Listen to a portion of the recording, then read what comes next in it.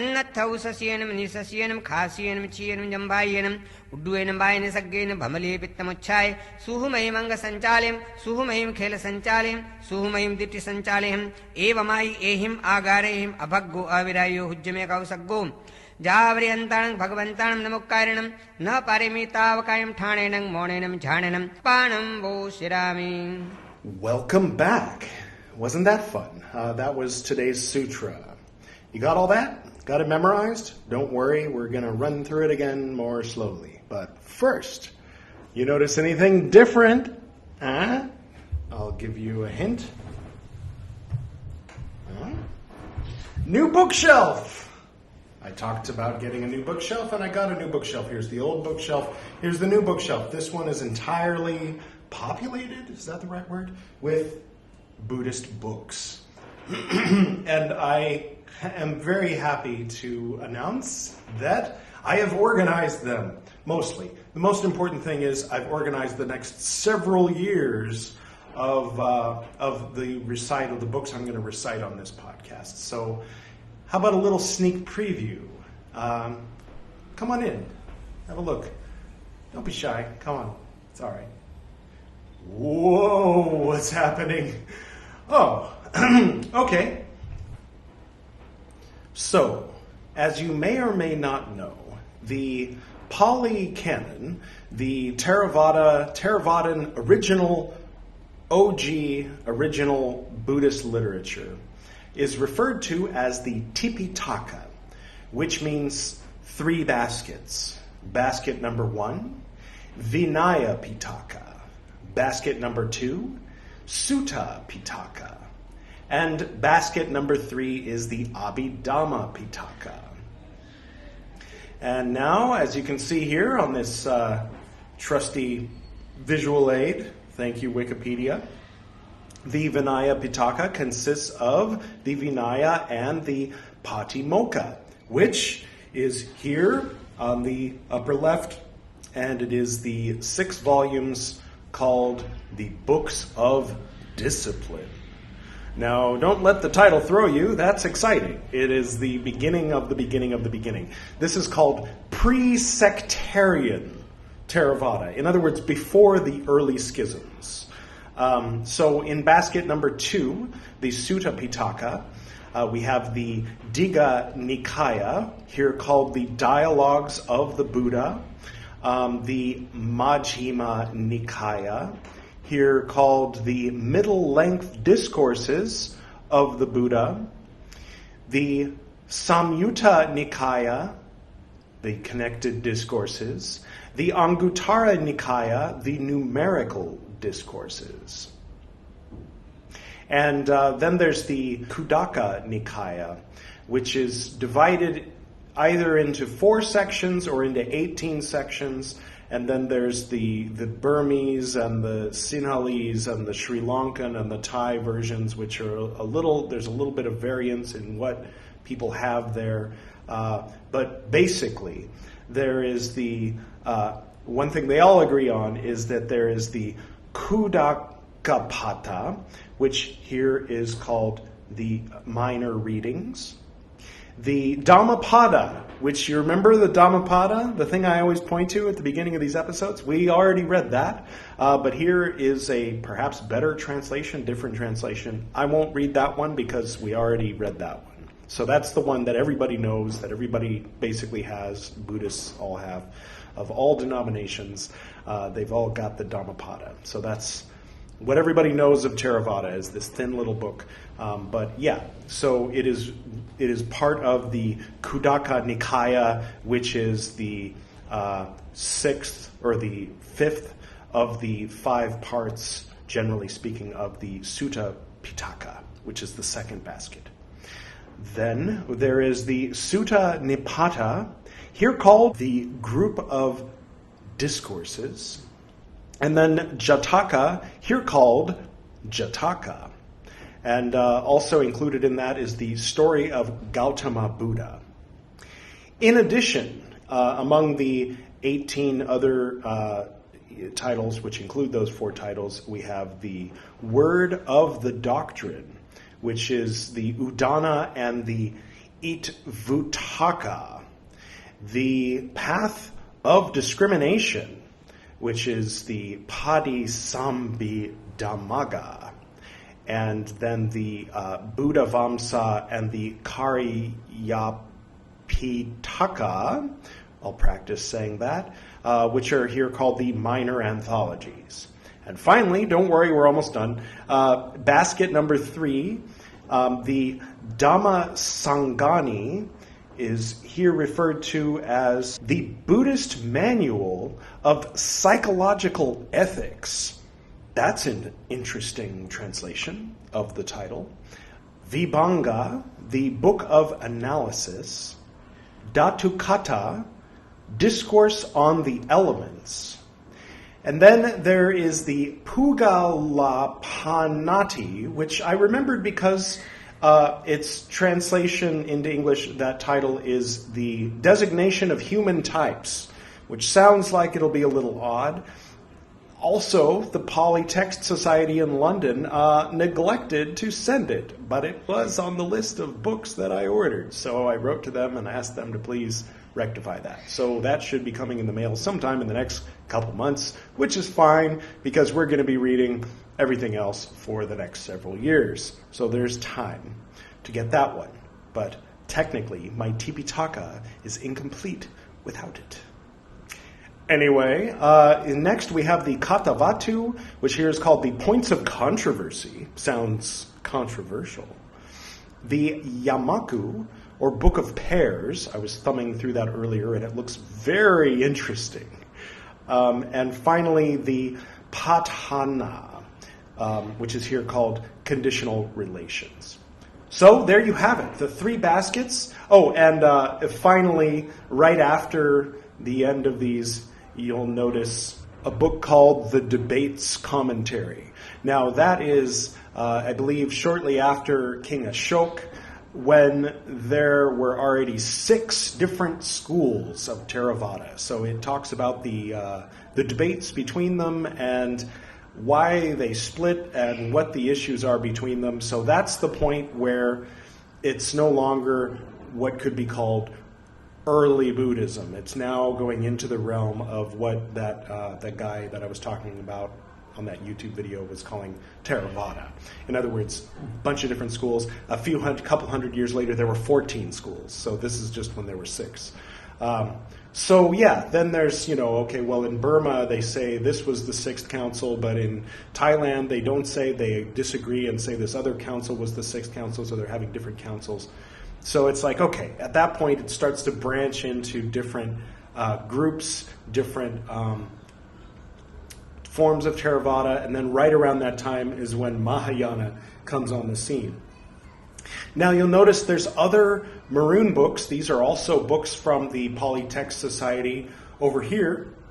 What these are the commentaries of mostly 5th century Common Era Buddhist scholars. Buddhaghosa, who is, I guess, generally considered to be the foremost Buddhist scholar of Theravada,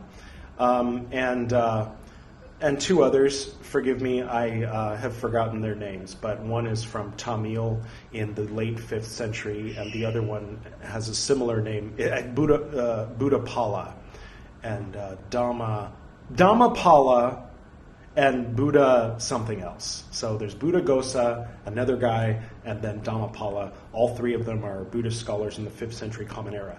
So we have got some Mahayana to read, and even some Madhyamika Mahayana,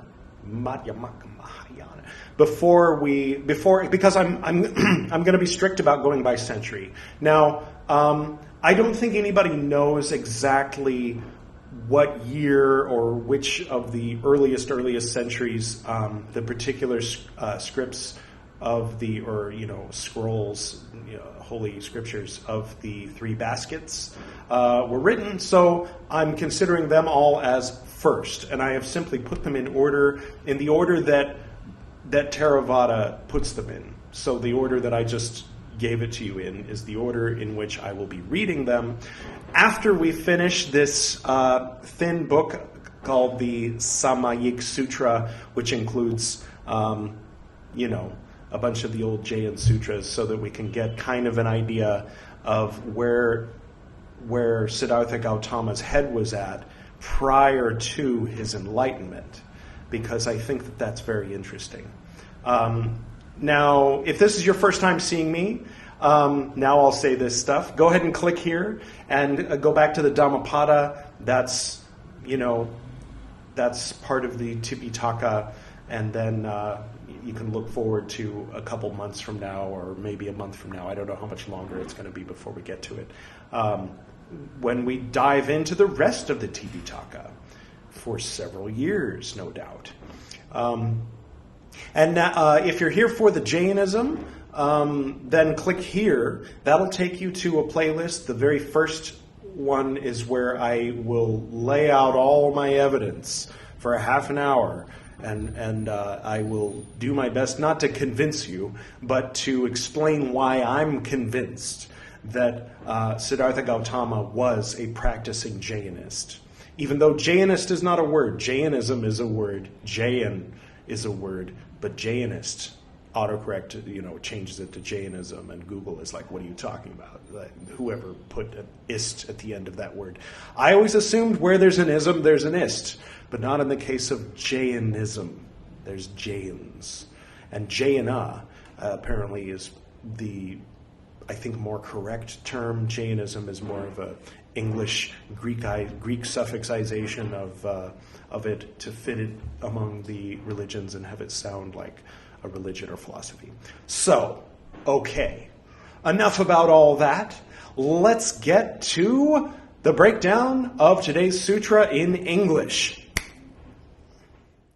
Annatha usasi enam, nisasi enam, khasi enam, chi enam, jambhai enam, uddu enam, vaya nisaggenam, bhamaliye, pitta muchhae, suhu mehim, anga sancalehim, suhu mehim, khela sancalehim, suhu mehim, ditti sancalehim, eva mai ehim, agarehim, abhaggo, avirahio, hujja me ka ussaggo, java arihantanam, bhagavantanam, namukkarenam, na paremi, tava kayam, thanenam, monenam, jhanenam, appanam, vosi rami.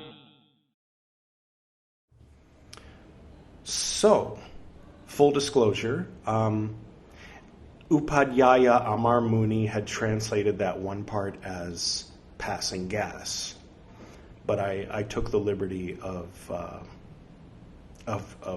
changing that translation slightly, but obviously it has the same meaning. And by the way, this chair squeaks a little, so don't get any funny ideas. All right, so let's get to the Āgāra Sūtra. Here is Upadhyaya's more, flowing English translation of the sutra as a whole. Establishing myself in meditation, in a motionless posture, kayotsarga, I renounce all bodily movements, except for involuntary movements that occur naturally, such as breathing in and out, coughing, sneezing, yawning, belching, passing gas, fainting, subtle blinking of eyes, and other bodily visitations of vata, pitta, and kapha. Until I do not complete the kayotsarga by paying obeisance to the anhantas and recite the namaskara mantra, I will fix my mind in meditation and remove the body from all sinful activities by keeping it motionless and by observing complete silence. All right. Analysis. The meaning of kayotsarga is to remain motionless by stopping all bodily impulses. This path is disengagement or nivriti of disengagement, or nivritti, is very essential for the aspirant. It strengthens the resolves of body, mind, and speech, steers one's life out of the sphere of attachment, guides the light of the self to spread in all directions, urges the soul to relinquish its connection with the external world, and causes the body to establish itself in the center of its own real form. Sidebar and apology in advance. After, I believe it was yesterday, whenever it was that I was talking about how the White House has been talking some smack about India lately, and I expressed my emotions a little bit at my country of origin in its not good treatment of my chosen country. I'm in India right now, for those who didn't know, but I'm from California. I noticed some people unsubscribed, and that's fine. And I apologize, and I mentioned it to my wife, and she said, "Oh yeah, don't talk about that stuff. People who watch something like this, they want to kind of escape from that stuff and be uplifted and talk about other things." But there's a few layers to it. One is, I talk about Andaman and Nicobar Islands. I talk about a few other things that are India related, besides Buddhism. Jainism, for instance. And getting into modern, like today stuff that's happening. Yeah, I can see how it might rub some people the wrong way. Obviously, what Putin's doing right now is wrong. If you disagree with that, I don't mind if you unsubscribe. India's taking a different position in the whole thing for reasons than the U.S. is. And the U.S. is being a bit of a bully. So write your local congressperson if you have a problem with it. Don't blame me. Gorka. I don't know. I don't know what I guess what I want to say is, I'm not here, I'm wearing this thing. I aspire to be more Buddhist. But I am not going to pretend to be something I'm not on here. What I am is a real person. The subject is Buddhism, the subject is Buddhist books. But also, if I have something to say, I'm going to say it. And I don't think I should apologize for that. Not for that. Obviously, any bad vibes I apologize for. But I want you to know that I'm not trying to present myself as a guru or a teacher or as a higher, elevated, vibrating person. You're probably a more higher, vibrated, elevated person than I am. I'm more for integration of the shadow. I don't exclude it. I'm not here to pretend, basically. I'm not putting on an act for you at all. That's all I have to say. Okay, let's shift gears. See how many people drop off after this one. It's okay. It's all right. All right. The exceptions in Kayotsarga. An important point to be noted is that however strong or determined an aspirant is, then again, it might have been the Starbucks stuff or the sexual innuendo. Who knows? I don't know. It might not have been the politics. Anyway, an important point to be noted is that however strong or determined an aspirant is, there are some bodily activities that cannot be stopped. You know the ones. You know what I'm talking about. There was a flag. Anyway, if forcibly stopped, it will only cause more harm than good. Let it out. It's okay. That's why we burn incense in this yoga class, I used to say. Oh my God, one time it was so embarrassing. I was teaching a class. I was like, okay, now pull your knees up to your chest and roll from side to side. You can imagine, based on context, what happened. The thing is, nobody laughed. Everybody was silent, dead silent, which was like worse.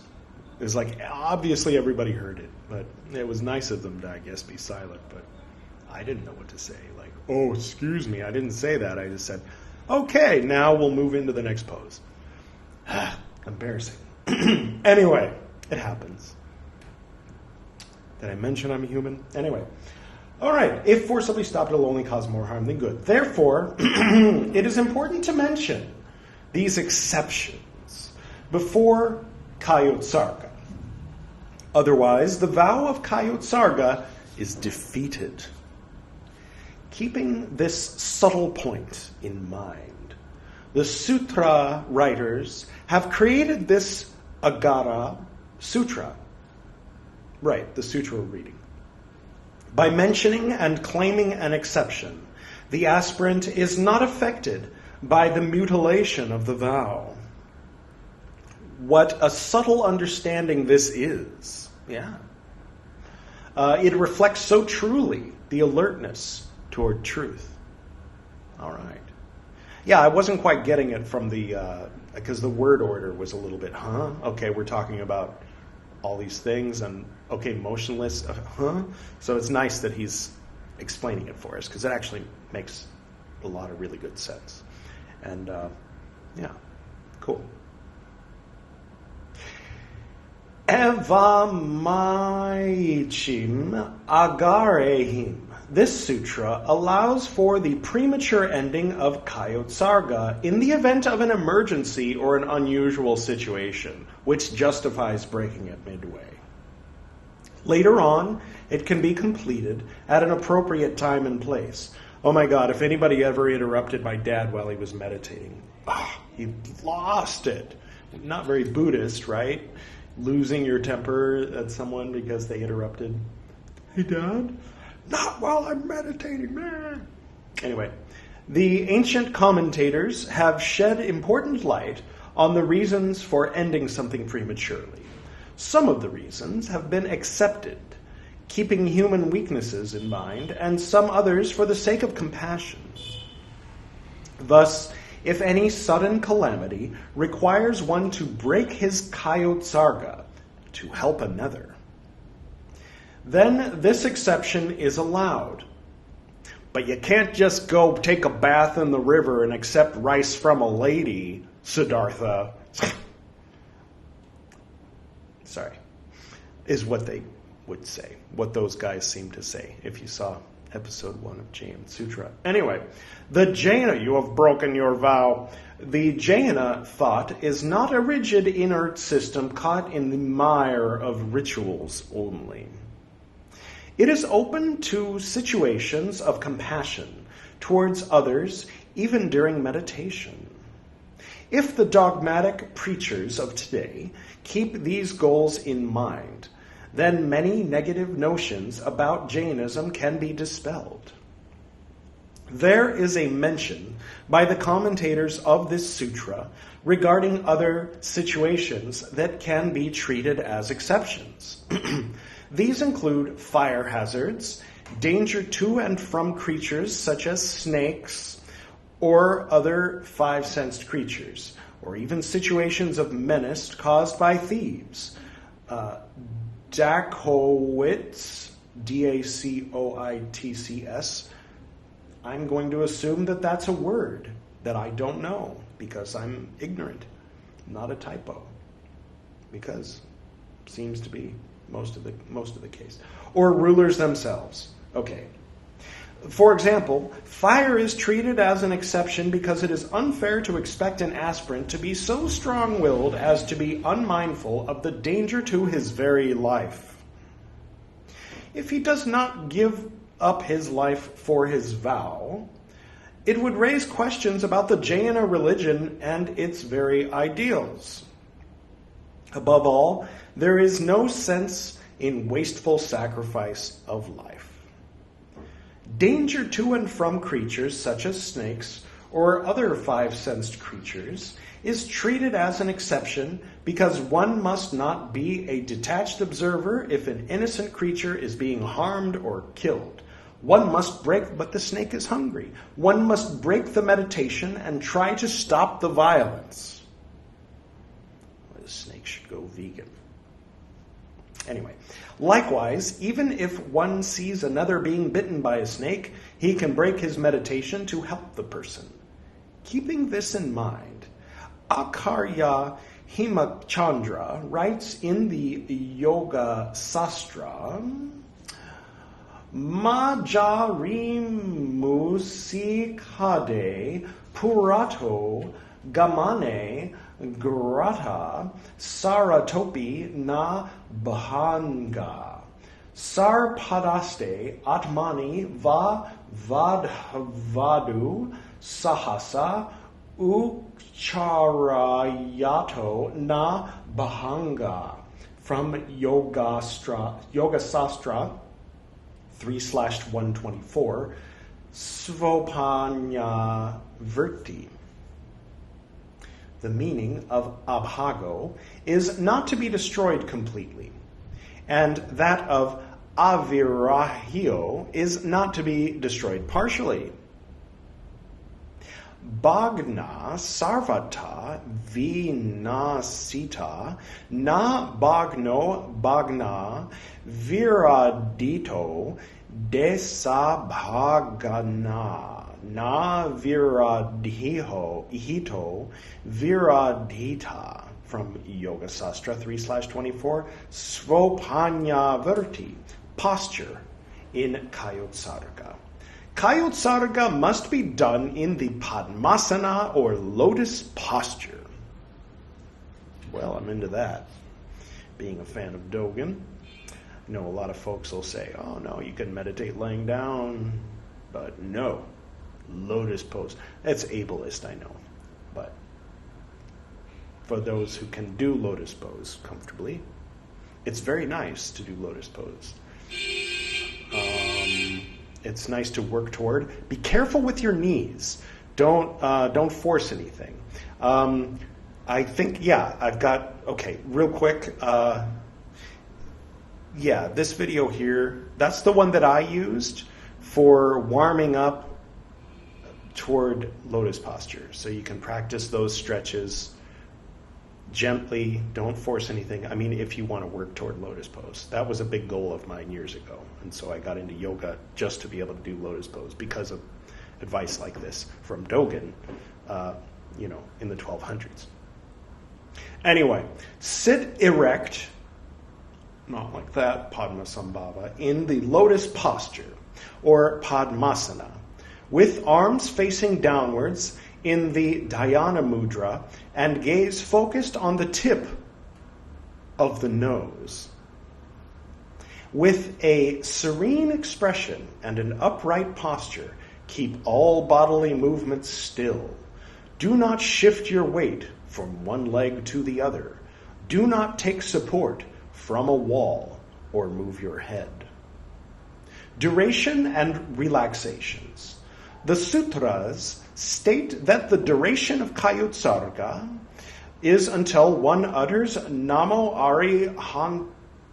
Arihantanam. This does not mean that one can utter Namo Arihantanam at any time and end Kayotsarga. One must start it with vigilance and end it on time with the same vigilance. This is the sign of awareness and self-seeking. Only the experienced know this truth. So I think Namo Arihantanam means like I have become an Arihanta or something. So yeah, you don't just I have achieved, unsurpassed. Anyway, in this sutra, 5 sampadas or relaxations have been mentioned. The first is Eka Vikananta Āgāra Sampada, wherein exceptions with singular phrases are mentioned. The second is Bahu Vakananta Āgāra Sampada, wherein exceptions with plural phrases are mentioned. The third is Angantruka Āgāra Sampada, wherein calamities such as a sudden fire have been mentioned. The fourth is Kayotsarga Vidi Sampada, wherein the duration of Kayotsarga has been indicated. The fifth is Svarupa Sampada, wherein the form of Kayotsarga has been described. This description of sampadas is important to understand the inner implication of the primary sutras. And that concludes our reading about the Āgāra Sutra. So, next episode we'll be on to another sutra. So I was able to babble about my bookshelf and the upcoming Tripitaka recitals, and about that other stuff, and finish an entire chapter, and end before 34 minutes. Well, I hope you enjoyed it, and I don't know. I hope I'm not letting people down. For me, it like nobody's doing this. Nobody's just diving in and just reading it all.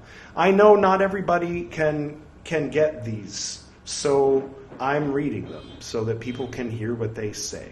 Because a lot of times, like listening to Alan Watts, he'll mention the Pali scriptures, and you kind of lean forward, and he'll say, over and over in the Pali scriptures, it says, people ask the Buddha, is it or is it not? Is it this? Is it that? Is it nothing? Is it everything? And the Buddha just remains silent. And people are like, it must be wisdom, because Alan Watts said that the Pali scriptures say it. But other than that, the Pali scriptures kind of seem like this, like out of, like impossible to know thing. But yeah, I mean, they're just a bit pricey, and they're like not readily available on Amazon, like all the Mahayana and Vajrayana stuff is. It's a lot more popular than the original stuff that actually came out of the Buddha's mouth, or the closest that we will ever hope to get to knowing what actually came out of the Buddha's mouth. So I'm doing it for me, but I'm also doing it for you, and I feel bad that people unsubscribe, and I feel like I did something wrong, but at the same time, if I'm going to be doing this every day for the next 20 years, I can't act, I've got to be real with you guys, If there's something on my mind I feel like I want to share, I'm going to share it, and I'm sorry if that bugs some people. So, anyway, much love to everybody, and may all beings be happy, including Biden and Trump and Putin and the rest of them. All right, let's close, shall we? Oh, we're getting up to 34 minutes, but still, it's not 42 minutes, is it?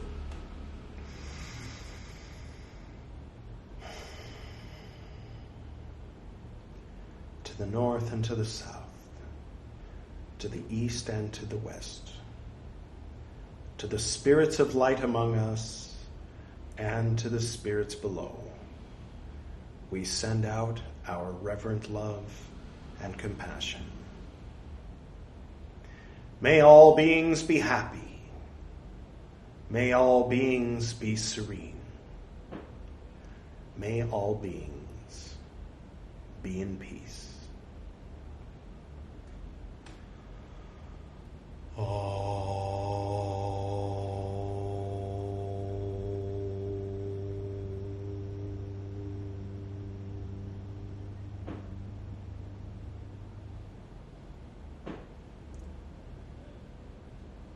Until next time.